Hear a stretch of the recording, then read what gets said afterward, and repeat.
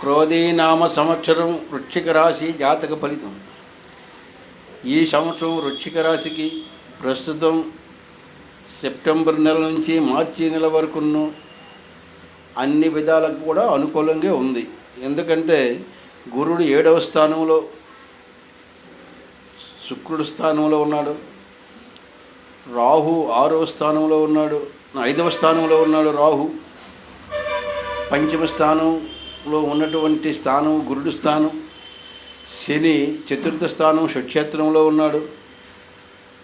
కేతువు 11వ స్థానంలో ఉన్నాడు. మిగతా గ్రహంలో నెల 15 రోజులు లోపలే గోచారు. అందువలన గురుడి యొక్క సంపూర్ణమైనటువంటి దృష్టి వృశ్చిక రాశి మీద ఉన్నందున అన్ని విధాలుగా అనుకూలం. ప్రయత్నాలన్నీ అనుకూలంగా ఉంటాయి. ఏది చేసినా ప్రయత్నమంతా కార్యజయము. పిల్లల తాలూకా చదువు, వ్యవహారము, మరి గృహంలో శుభకార్యములు, పిల్లల విషయంలో శుభకార్యములు, మరి అవన్నీ కూడా కలిసి వస్తాయి. మరి ఆదాయం కూడా బాగానే ఉంటుంది. అనుకున్నవేవి ఆటంకాలు జరగవు. మరి ఆరోగ్య విషయంలోన, కుటుంబ ఆరోగ్య విషయంలో కూడా బాగుంటుంది. నష్టకారకమైనటువంటి ఫలితాలు ఏవి లేవు. మరి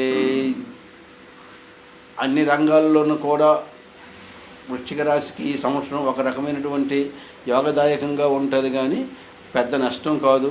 స్వల్ప చిన్న ఇబ్బందులు అవి సహజంగా ఉంటాయి. కానీ అనుకూలమైనటువంటి పెద్ద ప్రమాదకరమైనటువంటి నష్టాలు కానీ, ఏవైనా ధన వ్యయములు కానీ, వగైరా చికాకులు ఏవైనా కానీ ఉండవు.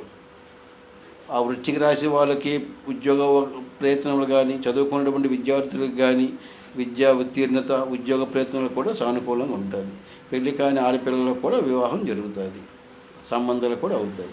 అన్ని విధాలుగా వృశ్చిక రాశికి అనుకూలంగా ఉంది తప్ప నష్టమైతే లేదు.